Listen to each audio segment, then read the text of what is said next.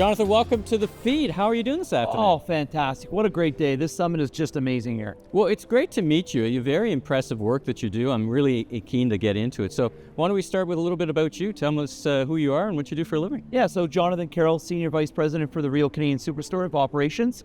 I take care of 182 locations across Canada.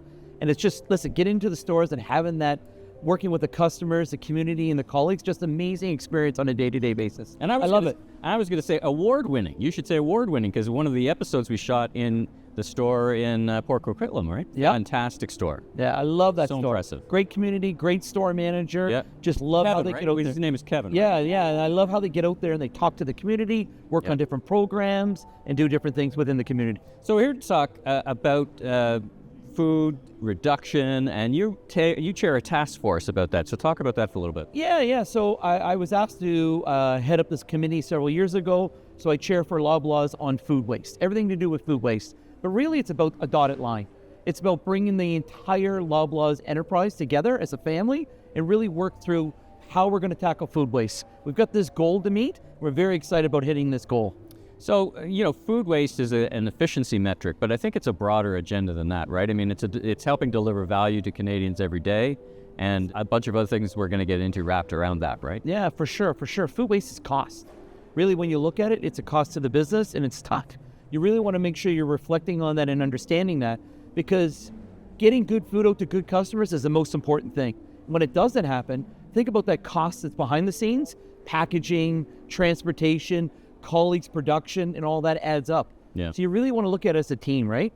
I like to think of things sometimes in table stakes versus differentiators, and I kind of feel like what you're describing, the minimizing waste and being very efficient, is kind of table stakes. Running any business, any grocer, basically good grocer will do all those things. But talk about a broader agenda. I mean, really, I think there's a role you and Loblaw plays in helping food insecurity across the country.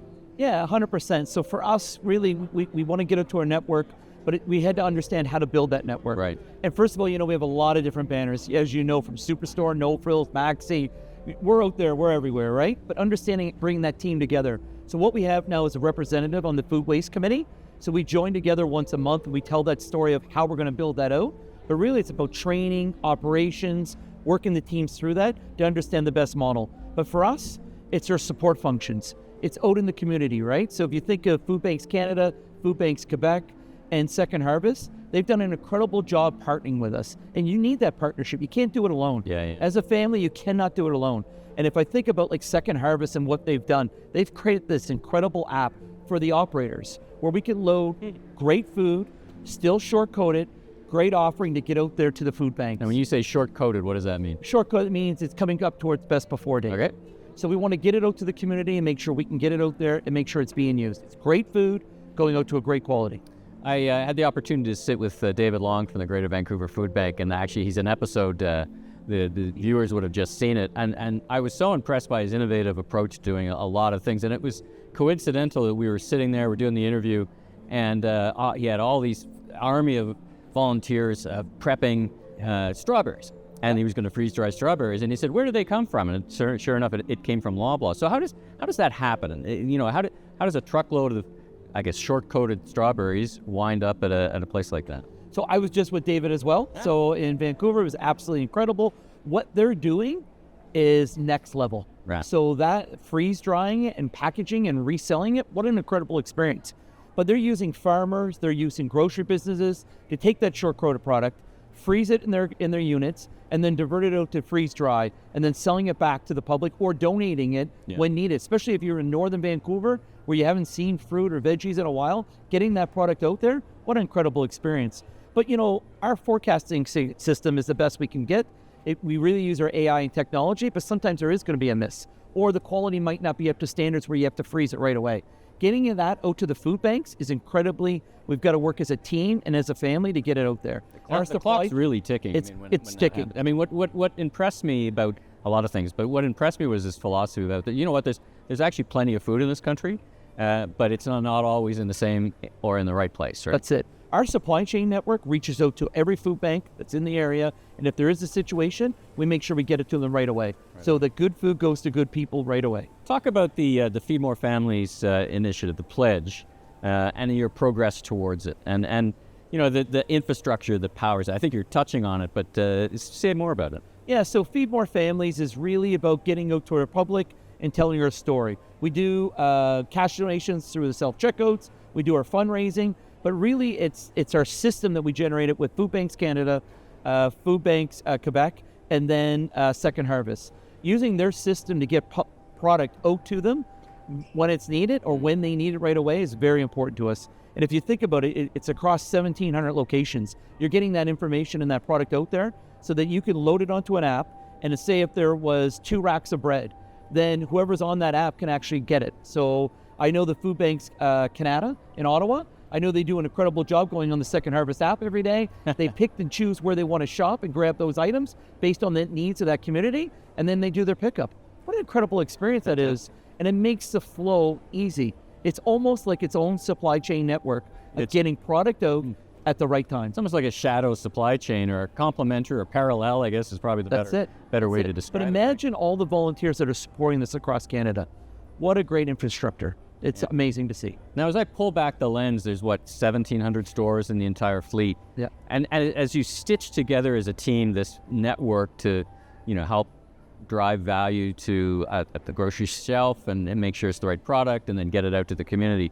Any surprises in building that network? I mean, you articulately described it. It all sounds pretty easy the way you're describing it, but I'm pretty sure there's a few hurdles, right? It was definitely a journey. Just imagine that you have 15 different companies. You're trying to bring them in on one path. Training, infrastructure, SOPs, all the warehouse programs, putting it under one folder. That's a key commodity that took us a while. But under Loblaw's and the group together, ESG is part of everything we do now within our business model. It is a cost of our business, and we need to do it the right way. So it did take time to do it, but I got to say one thing. If you go to a store and you talk to colleagues, there's not a colleague out there that wants to waste any food. They can donate it into Flash Foods. We have a pilot going on with Too Good To Go right now as well in the Ottawa market in downtown Toronto. We want to make sure that's getting out to the public the best we can. So any support network we can use within our group, we use it. And those colleagues really, really are passionate about this. Let's talk about Flash Food and Too Good To Go. So this is allowing the average citizen to both save money and also to contribute in this way of being very efficient. So describe the process for those who may not know it, and how it works and its objectives. So I've been with Flash Food since the beginning, so we help support them to start off their kickoff. It actually started in the Sarnia store as well as in the Oakville Superstore. So it was a great program. Josh and his team created this app. It's a simple app. We load the food every day. When we load the food onto the app, it applies the discount for the customer. The customer can go onto that app, purchase the food from Flash Foods, come pick it up at our customer service. And it's typically, I've used it. It's a great app. I use it in my local banner, and it's typically enjoy today, kind of a couple of days away. Enjoy today. It must be pretty sophisticated because everything's got different time and dates. How does that? Just unpack that a little bit, because I'm very curious about the process behind the scenes that selects the products that go in there. Yeah, so we do this, we call it a call. It's a walk every day to make sure any short-coded product is pulled, such as bakery. So if you had a 6-pack of buns, they're going to expire at the end of the day. We want to make sure we put it onto Flash Foods so the customer can purchase it. If we did an overproduce, say we have to pick a little bit more, we want to make sure that's in Flash Foods and apply that process. We've also started up both meat and frozen, seafood as well, frozen. That's complicated, right? Now you get shelf stable, you need refrigeration, you need all those things. Yeah, but we start off with fresh product. It's going to expire that day. We now freeze it for 24 hours, so flash freeze it. Then we sell it on Flash Foods now. So now we've extended that life for that customer. So now that they want to purchase lean ground beef at 50% off, and they want to purchase 4 or 5 packages, that option's there now because we're freezing it for them.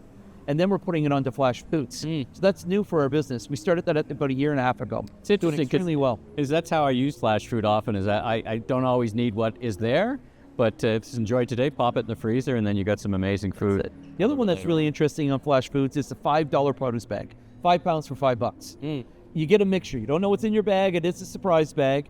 I was with a young lady about 3 weeks ago, and we were talking about her bag. She got her bag, and she pulled out a dragon fruit. She's like, what is this? And it was just a great experience. So I showed her how to peel it, how to enjoy it, how that experience is. She went in and told that store manager the following week. talked about that bag, talked about showing her kids new types of fruit she hasn't seen or enjoyed before. And it was £5 for $5. What a great experience that is. Well, you're touching on something I'm curious about is the reaction of consumers, right? I think first of all, this is a great way to save money. Yeah. And secondly, how much do the consumer feedback around, I'm really doing something to actually help? 100%. There's a community out there that really enjoys the flash food business. They enjoy reporting back into Flash Foods and talking about their comments. I see their comments every month. They tell us a story with all the different divisions. And it is about an ecosystem. It is about defending Canada and getting that food product out there. Let's talk about the zero waste to landfill initiative. I think the goal is, let's talk about the goal first, the objective, and then I want to ask you what this looks like 10 years from today, if we can cast our mind that far ahead to 2036. But walk us through that objective. Yeah, so we have a goal to get to zero food waste to the landfill by 2030. We're well on our way. We are using, so if I start upstream, if I start at the forecasting system, we're using a lot more AI technology to improve our forecasting system. We've seen a reduction of 30% in our forecasting tools just by using AI. Really? The team has done an incredible job at supply chain. So if you start at the upstream, you work your way through. That's why our meetings and our committees are very important to do this to achieve that goal. All the divisions are part of this structure we put in place in Loblaw's, and we're well on our way for hitting that goal of 2030. I'm feeling very confident, actually. So what's the broader impact of someone the size and scale of Loblaw hitting that goal? Like, what's the broader impact on the food system in this country? Yeah, I think for me, so if you say, what's that next evolution? It's about other businesses also joining in. It's not just about Loblaw's now. We want to make sure that all retail businesses are heading in that right direction, sharing best practices. When you go to one of the retail conferences and we're talking to different groups, it's important that we all share best practices, and we also share different committees and different groups, because it's about building blocks of Canada. It's not just about Loblaw's, it's about Canada. Last question for you. So as I think about what we're talking about today, it kind of hits on three things: sustainability, ESG, as you said. It hits on food security, it hits on efficiency, operating efficiencies. Which one of those three motivates you personally and the team the most? Food security. So I think they all play a role. They all come together. But for me, food security. To see how active Flash Foods is, Too Good to Go, to see the value and the discount within our hard discount business, to see that fresh production each day within our supermarket division, and just where we're setting the tone. I think I would call that the most important one for me. Well, listen, congratulations you and the team on all your success so far. It's a fabulous initiative, and thank you for joining me today on The Feed. Thank you for being here. This is absolutely fantastic. I love it.